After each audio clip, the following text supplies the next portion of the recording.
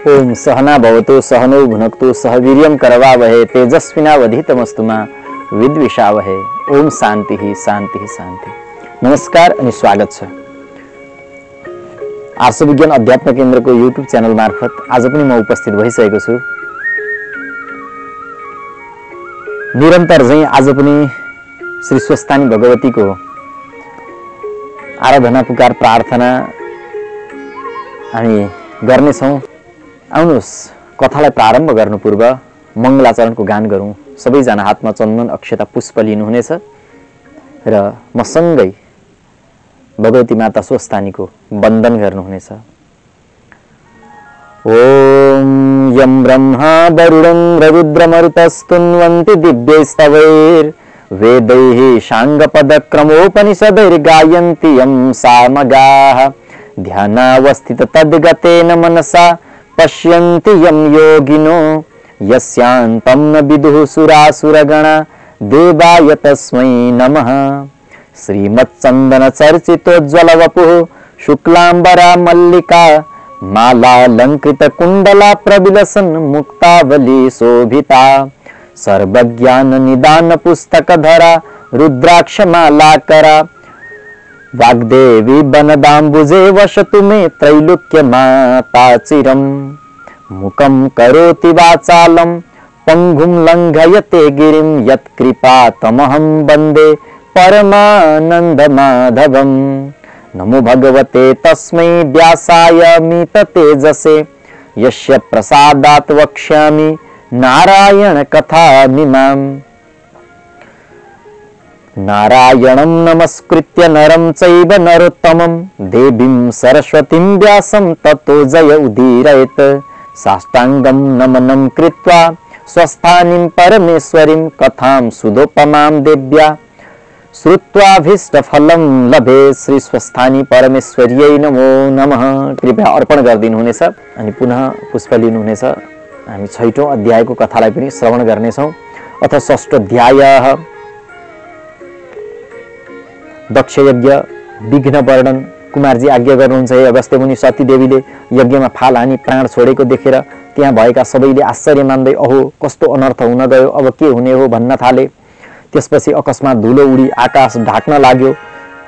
आधी बेरी आई चारैतिर अन्धकार भएर बिना बादल नै मेघ गर्जन लाग्यो। सबैका आँखामा धुलो पर्न गयो र कति भुइँमा गोप्टो परे, कतिलाई आँधीले उडायो, कति रुन कराउन लागे त कति आफ्नै सम्भारमा लागे। यस्तो महा उत्पात भएको देखि दक्ष प्रजापतिले धैर्य भएर भने शान्ति शान्ति, कोही डराउनु पर्दैन, सबैले धैर्य राख। यति भनी सबै पाहुना र गुरु पुरोहितलाई सम्झाइ बुझाइ आफ्ना गुरु बृहस्पतिसित बिन्ती गरे, हे गुरुदेव अकस्मात यस्तो अनर्थ हुन गयो र हाहाकार मचियो, अब कसो गरौँ हे अगस्त्य मुनि। त्यसै बेला नारद ऋषिले पनि सती देवी अग्निकुण्डमा प्रवेश गरी देह त्यागेको देखि वायु वेगले कैलाशमा पुगी श्री महादेवका चरणमा साष्टाङ्ग दण्डवत गरी उठेर हात जोडी भन्न लाग्नुभयो, हे जगदीश्वर, हे करुणामय, पापिष्ट दक्ष प्रजापतिले नाना तरहले हजुरको निन्दा गरी त्यो कहाँको देवता हो, त्यो त बौला हो, त्यसलाई मेरा यज्ञमा नडाके मलाई के होला भनेका वचन सुनि हजुरकी प्राणप्रिया सती देवीले सहन गर्न नसकी अत्यन्त क्रोध गरी लात्तीले भुइँमा हानी कसैको मुख नहेरी यज्ञलाई प्रदक्षिणा गरी बारम्बार हजुरको नाम लिई यज्ञकुण्डमा फाल हानी प्राण त्याग गर्नुभयो। हे ईश्वर, हजुरका भयले अग्निले जगदीश्वरी सती देवीको शरीरलाई दग्ध गर्न सकेका छैनन्। उहाँ अहिले प्राण मात्र छोडी शयन गरे झैँ यज्ञकुण्डमा नै रहनु भएको छ। हे ईश्वर, यही कुरा बिन्ती गर्नका निम्ति सरासर आउँदैछु। नारदले भनेका कुरा सुनिसकेपछि श्री महादेवबाट आज्ञा भयो, हे नारद मुनि, के मेरी प्राणप्रिया सती देवीले अग्नि प्रवेश गरी प्राण छोडेको सत्य हो? श्री महादेवको यस्तो आज्ञा सुनि नारदजी फेरि बोल्नुभयो, हे जगतका पति, हे महेश्वर, हजुरका अगाडि म कसरी असत्य बोल्दो हुँ? मेरा कुरा सत्य हुन्, हजुरबाट पनि ध्यान दृष्टिले हेरियोस्। नारदजीका यी कुरा सुनेपछि दक्ष प्रजापतिदेखि उठेका ऋषिले 3 नेत्रबाट नै अग्निज्वाला निकाली धारा किर्दै हात मुठी पारेर भन्नुभयो, हे नारद, बेलैमा यी कुरा सुनायौ, राम्रो गर्यौ। 33 कोटी देवताले रक्षा गरिएको त्यो पापिष्टको निर्मूल नपारी अब म छाड्दिन, तिमी आफ्नो आश्रम जाऊ यो आज्ञा सुनि नारद पनि श्री महादेवमा साष्टाङ्ग दण्डवत गरी विदा भएर ब्रह्मलोकतर्फ लाग्नुभयो। यता शिवजी सतीदेवीका विरहले व्याकुल हुनु भएर अत्यन्त क्रोधित भई आफ्ना शिरबाट एउटा जटा उखेली जसै पृथ्वीमा पछार्नु भयो। त्यसबाट मेघ गर्जे झैं भयानक शब्द गरी कराएर 24वटी योगिनी भूतप्रेत प्रमथगण सहित महाकाली प्रकट हुनुभयो, जसका डरलाग्दा आँखाबाट अग्निका ज्वाला जस्ता तेज निस्किरहेका थिए।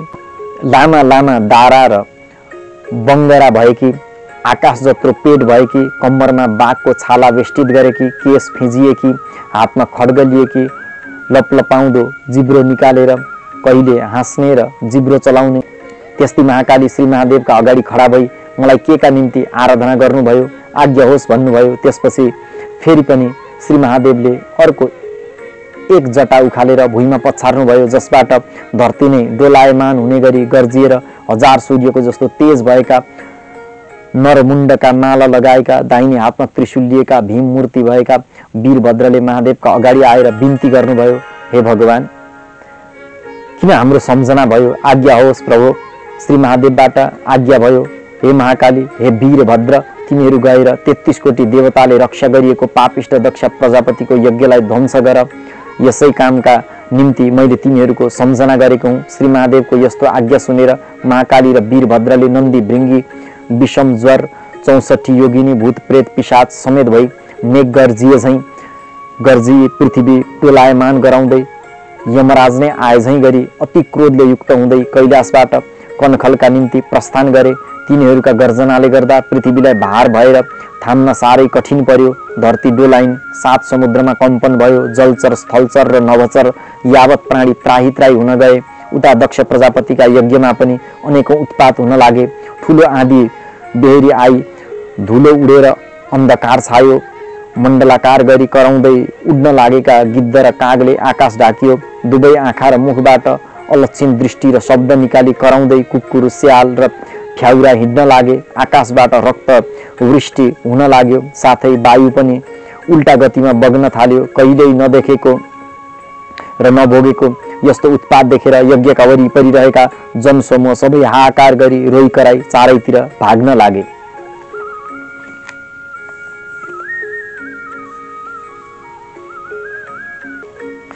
केटाकेटी, बुढाबुढी, रोगी र गर्भिणीहरू भाग्न नसकी भुइँमा घोप्टो परी रुन र कराउन लागे। यस्तो उत्पातदेखि देवताहरू पनि आश्चर्यमा परी त्राही त्राही भई रहेका थिए।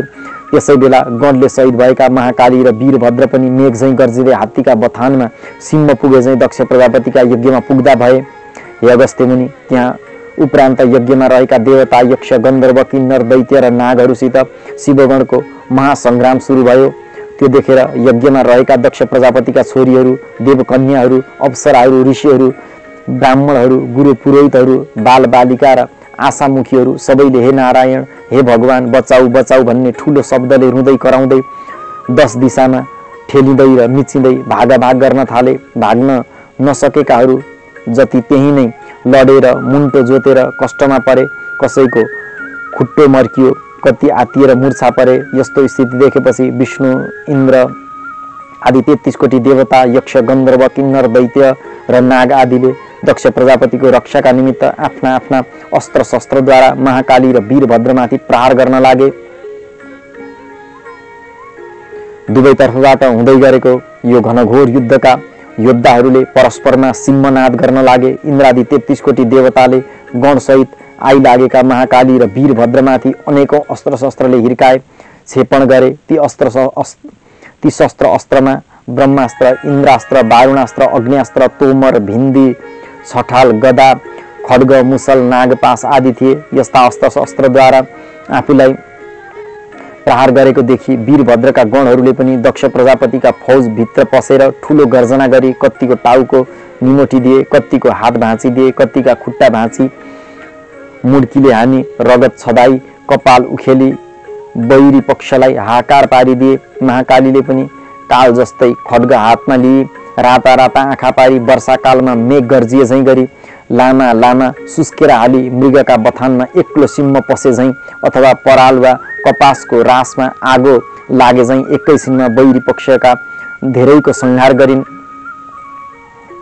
फेरि आफूमाथि अस्त्र शस्त्रको वर्षा गराएको देखेर क्रोधले आकुल भएका वीरभद्रले पनि नन्दी भृङ्गी 64 योगिनी भूत प्रेत पिशाच पार्थगण सहित भएर शत्रुहरूमध्येबाट कसैका शिर छुट्याए, कसैका हातपाउ छुट्याए, कसैको रगत चुसेर कसैको मांस भक्षण नै गरे। यसपछि रगतले मातेका छँदा कोही नाच्न, कोही हाँस्न, कोही गाउन र कोही दगुर्न थाले। यसरी देवता र दक्ष प्रजापतिका सेनाको निकै संहार भयो।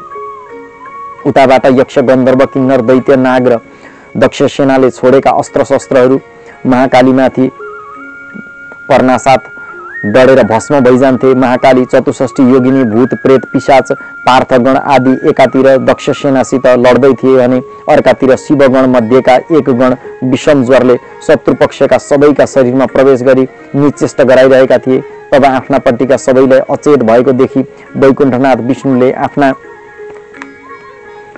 शरीरबाट शीत ज्वरको उत्पत्ति गर्नुभई सबैलाई होसमा गराउनुभयो। यसपछि नाना अस्त्र शस्त्र लिए भगवान विष्णु वीरभद्रमाथि जाइ लाग्नुभयो। वीरभद्रले पनि सिंह चाहिँ गर्जिएर त्रिशूल उठाई सुकेका खरमा आगो लागे चाहिँ दक्ष प्रजापतिका कोटी कोटी सेना एकै क्षणमा नाश गरिदिनुभयो। कसैका शिर छैनन्, कसैका हात छैनन्, कसैका गोडा छैनन्, कोही लडीबडी गर्दैछन्, कोही छटपटाइरहेका छन्, कोही पानी पानी भनेर हप्याक हप्याक भई राखेका छन्, कोही रक्षा गर भन्दैछन्, कोही भाग्दैछन्, भाग्न नसक्ने भुइँमा पछारिँदैछन्, कतै रक्तका नाला बगिरहेका छन्। वीरभद्र भने भेटे जतिलाई समात्दै यज्ञमा होम्दै गरिरहेका छन्। यस्तो महान विभत्स दृश्यलाई देखि भगवान विष्णुले अत्यन्त क्रोधित भएर लाल लाल नेत्र गरी नागले झैं सुस्केर हाली अग्निको ज्वाला जस्तो रूप लिई दाहिने हातले कौमोदकी गदा उठाई बायाँ हातले पाञ्चजन्य शङ्ख बजाई संहार कालका महारुद्र चाहिँ भएर वीरभद्रका सेनामाथि जाइ लाग्नुभयो। यो देखेर सहारा पाई आत्मबल पाएका देवता यक्ष गन्धर्व दैत्य नाग र दक्ष प्रजापतिका सेनाले धन्य धन्य विष्णु हजुरको जय जय होस् भनी जय जयकार गर्दै आफ्ना आफ्ना अस्त्र शस्त्र लिएर विष्णुको आड र साथ लिए लड्न लागे। त्यो देखि महाकाली पनि अग्निका ज्वाला जस्तो तेज निकाली 64 योगिनी भूत प्रेत पिशाच र पार्थगणले शहीद भई दायाँ हातले खड्ग उठाई वैरसित लड्न लागिन्। ठुलो वायु चल्दा जसरी टुक्रा टुक्रा भई मेघ फाड्दछ त्यसरी नै देवता र दक्षका सेनालाई महाकालीले 10 दिशामा भगाइन्। त्यसै बखतमा वीरभद्रको छाती पाकी विष्णुले कौमुदकी गदा प्रहार गर्नुभयो। त्यो गदा सिधै गएर वीरभद्रका छातीमा लाग्यो र सो चोट सहन नसके वीरभद्र मूर्छा पर्नुभयो। त्यसपछि नन्दी भृङ्गी 64 योगिनी भूत प्रेत पिशाच र प्रमथगणलाई विष्णुले पाञ्चजन्य शङ्खको शब्द गराई गदाले प्रहार गर्नुभयो। त्यसका चोटले कोही मूर्छा परी भूमिमा लडे, कोही भागेर परपर पुगे। देवता यक्ष गन्धर्व किन्नरहरूले धन्य धन्य विष्णु हजुरको जय जय होस् भन्दै पुष्पवृष्टि गरे। यसरी देवता यक्ष गन्धर्व किन्नर दैत्य नाग र दक्ष प्रजापतिका सेनाले धन्य विष्णु भन्दै भगवान विष्णुको जय जय गान गर्दै गरेका शब्द मूर्छामा परेका वीरभद्रका कानमा पर्न गए, जसले गर्दा उहाँको चेत खुल्न गयो।